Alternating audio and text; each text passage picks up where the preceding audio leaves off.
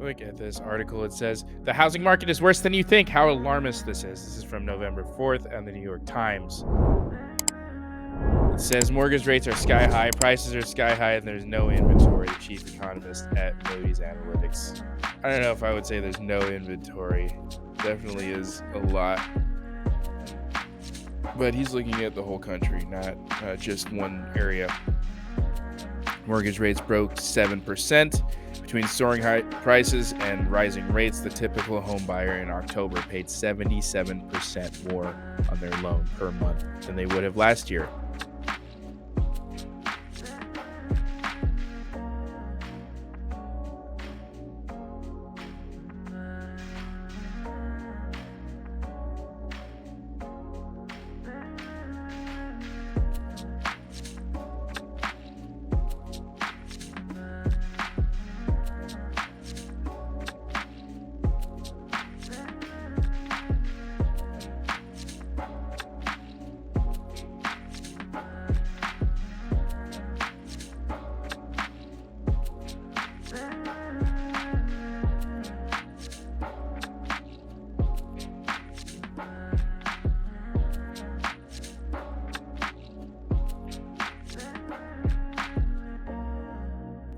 Let's talk to some economists. How low will the prices go?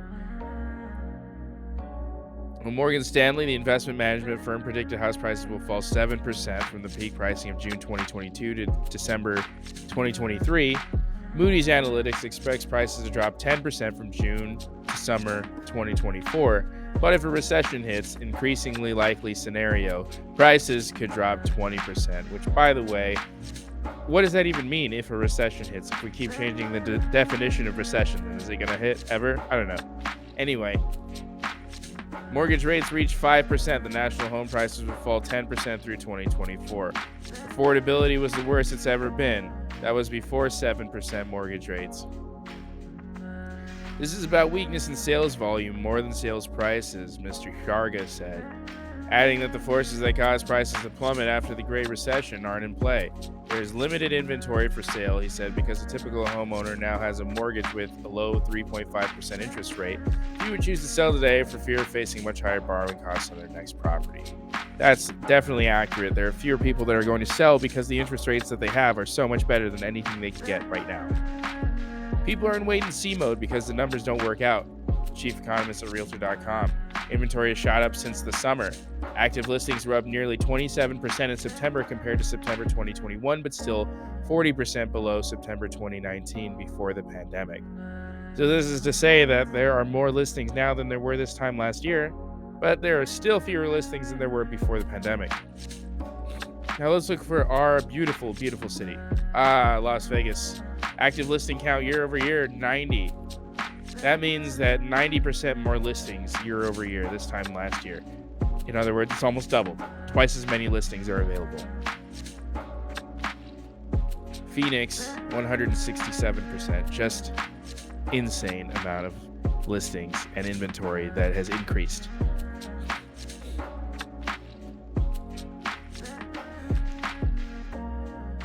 The Phoenix metro area saw prices rise more than 4% in September compared to September 2021, but inventory shot up 167% in the same period. It also had the biggest share of homes with price cuts, 2 out of every 5 listings taking a trim, an average discount of nearly 8% or about $47,000. What's going on with mortgage rates? That's a good question. Average 30-year fixed-rate mortgage hit 7.8%, more than double the rate that millions of buyers relied on to calculate their budget.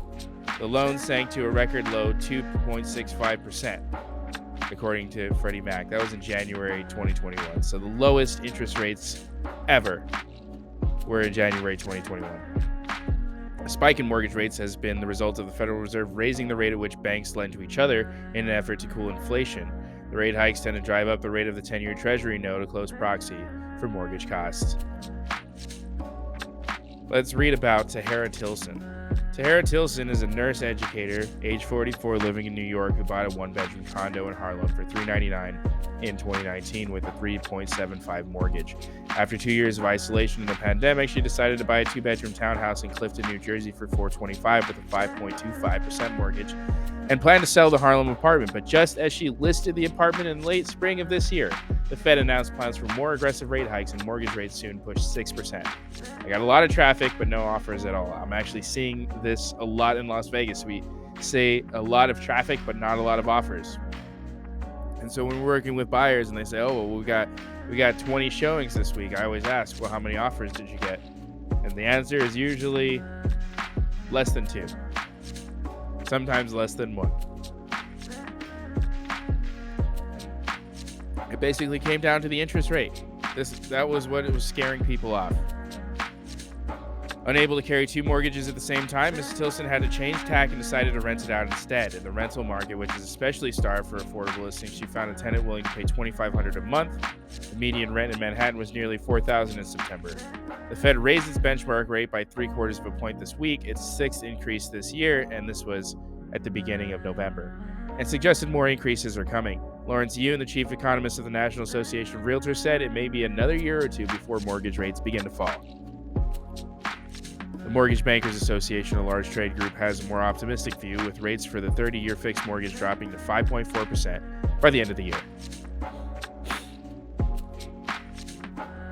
This is scary. Other buyers are reconsidering adjustable rate mortgages, or ARMs, a type of loan that drew scrutiny after the subprime mortgage crisis. A 5-to-1 ARM, for instance, is a 30-year loan with an enticing fixed rate for the first 5 years, which then resets once a year for the duration of the mortgage based on the prevailing interest rate and other guidelines. Many are offered with a starting interest rate of around 1 percentage point lower than a 30-year fixed rate mortgage.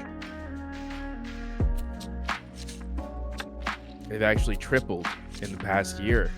12% of the mortgage market is adjustable rate mortgages, the highest rate in more than a decade. In 2005, when rates hovered around 5.5 to 6%, more than a third of borrowers had adjustable rate loans. The loans, which were widely criticized for saddling borrowers with ballooning debt, are safer today because of new regulations enacted after the financial crisis. But borrowers can still get in over their heads if rates are higher when mortgages reset, increasing the overall cost of the loan. Now, something to consider with adjustable rate mortgages is they usually have written into them a limit, a cap on how much the rate can be increased on that loan. So that's kind of a safeguard to make sure that to protect the borrower. That said, a lot of the mortgage rates are set by the market rates, and we've seen mortgage rates almost quadruple in the past 2 years. So adjustable rate mortgages are something to seriously think about. If you're planning on getting an adjustable rate mortgage, just really consider your options.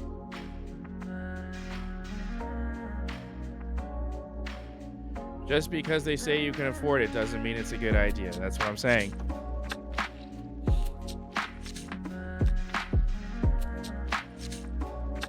What can sellers do? This is it. Best strategy for sellers is to start at the right price, said Stephen James.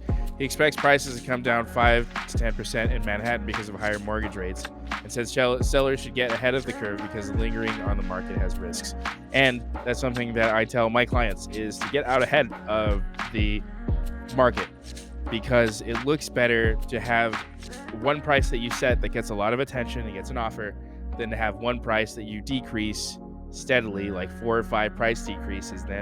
Then people that are searching for homes start to think, well, what's wrong with this house then? Why isn't it selling at the price they set it at? And it just doesn't get the same kind of attention that a modestly priced and appropriately priced home would get. The last thing you want in a shifting market is to have something sit. The consumers are watching and they're thinking that one's tainted. Exactly. They're saying, what's wrong with that house? Are rents finally cooling? That's a good question. After record levels of demand for rental housing in 2021, there has been a significant slowdown in leasing this year. Price growth is also beginning to slow. Now, fewer people are buying homes, but also fewer people are renting homes because a lot more people are moving in with their families. So, there's this kind of misconception that's going around in the real estate community that there's going to be a surge of rentals as a result of the decrease in sales. But that's really not the case. That's not what we're seeing. We're seeing a decrease in both as more people are choosing to move back into home.